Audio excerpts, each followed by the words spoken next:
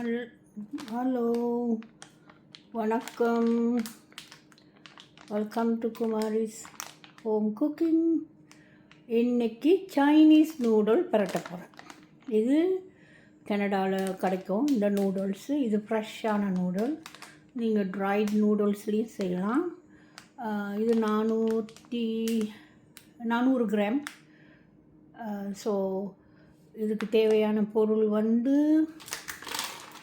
இறால் ஷ்ரிம்ப் கொஞ்சம், இவ்வளவும் போடக்கூடாது, கொஞ்சம் குறைவாக போடணும்.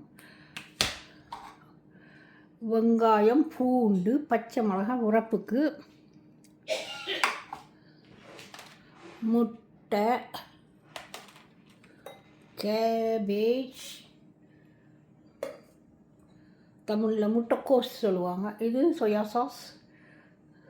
ஒரு பேக்கெட்டுக்கு 4 table spoon soya sauce.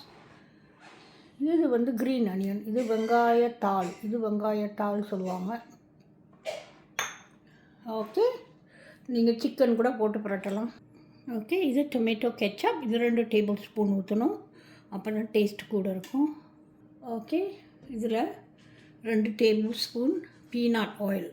Peanut ஆயில்னால் அந்த நம்ம சமையலுக்கு இது என்னது, இந்த மலேசியாவில் கச்சான்னு சொல்லுவாங்க, நிலக்கடலையா, பீனட் ஆயில் தான் யூஸ் பண்ணுறேன். நீங்கள் எந்த ஆயிலும் யூஸ் பண்ணலாம், நல்லெண்ணெயை தவிர. நூடுல்ஸ்க்கெலாம் நல்லெண்ணெய் யூஸ் பண்ணக்கூடாது. ஓகே, இதில் 3 table spoon peanut oil use பண்ணுறேன்.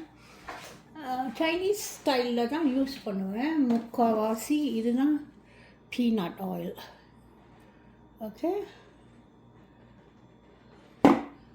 வேறு பிராண்டெல்லாம் இருக்குது, வேறு கம்பெனியோட. ஸோ வாங்க செய்யலாம். வெங்காயம் பூண்டும் போடுங்க. கொஞ்சம் லைட்டாக ப்ரௌனாக வந்தோடனே க்ரீன் சில்லி போடுவோம், பச்சை மிளகாய். நூடுல்ஸை நான் நல்லா கழுவிட்டேன். நீங்கள் ட்ரைட் நூடுல்லையும் செய்யலாம், ஆனால் ஃப்ரெஷ் நூடுல் கொஞ்சம் வேறு மாதிரி இருக்கும். ஓகே, பச்சை மிளகாய் போடுவோம். பச்சை மிளகாய் உரப்புக்கு, நீங்கள் கூட உரப்பு வேணுன்னா கூட போட்டுக்கலாம்.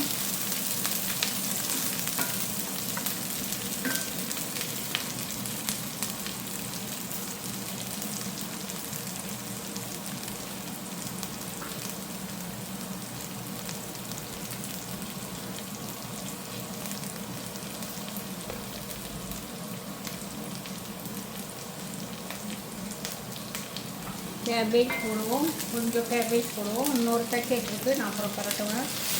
இது ஃபர்ஸ்ட் பேக்கெட்டு.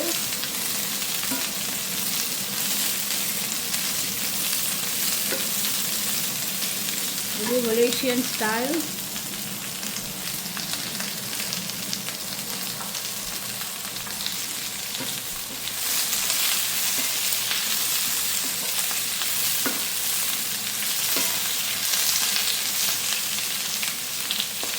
இறால் கொஞ்சம் லேட்டாக போடுங்க, ஏன்னா இது ரொம்ப குக் பண்ணிட்டா ரப்பர் மாதிரி இருக்கும்.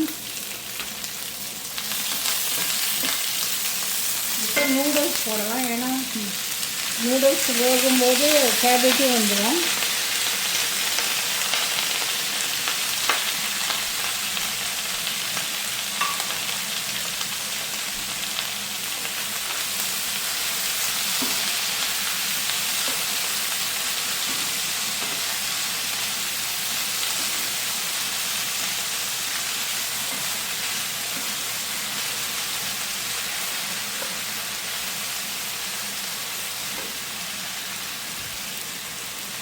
இறால் போடுவோம்.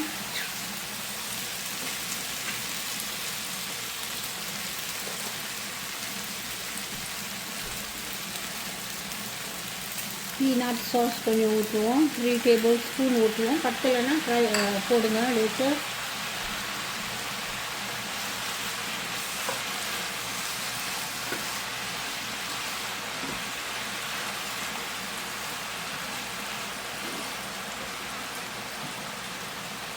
மிதமான ஹீட்டில் வைங்க, ரொம்ப ஹீட்டில் வச்சிங்கன்னா அடி பிடிக்கும். இது 2 டேபிள் ஸ்பூன் போடுங்க டொமேட்டோ கெச்சப்.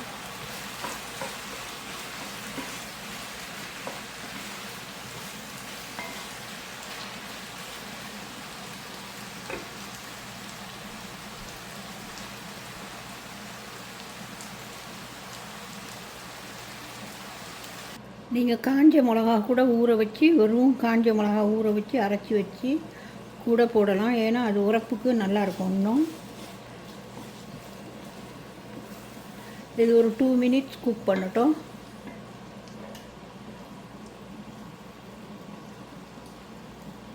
ஓகே, நூடுல்ஸ் அந்த இறால் எல்லாம் வந்துருச்சு.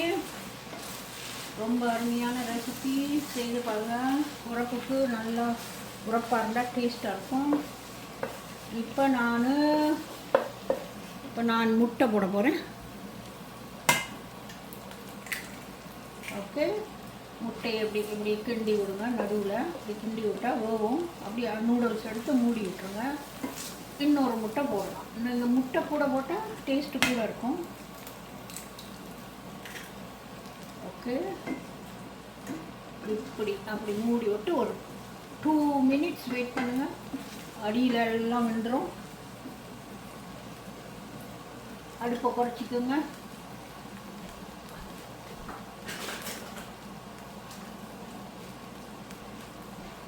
ஓகே, முட்டை வெந்துருச்சு. அடியில் நல்லா கிண்டி விடுங்க. கிண்டி ஒரு 1 மினிட் வரைக்கும் கிண்டணும்.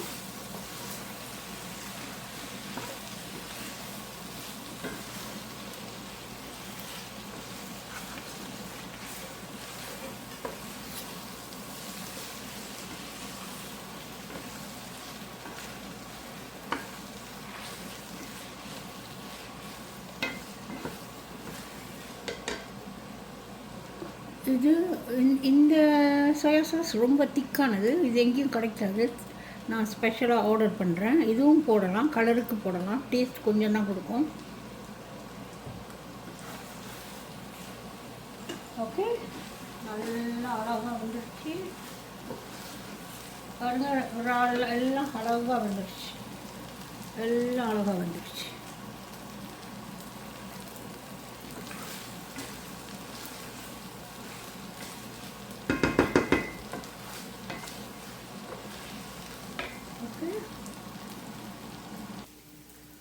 சூப்பரான ஒரு நூடுல் பரட்டியாச்சு. ஓகே, இதை ட்ரை பண்ணி பாருங்கள். வீட்டில் சூப்பராக டேஸ்ட்டாக இருக்கும். பிள்ளைங்களாம் நல்லா சாப்பிடுவாங்க.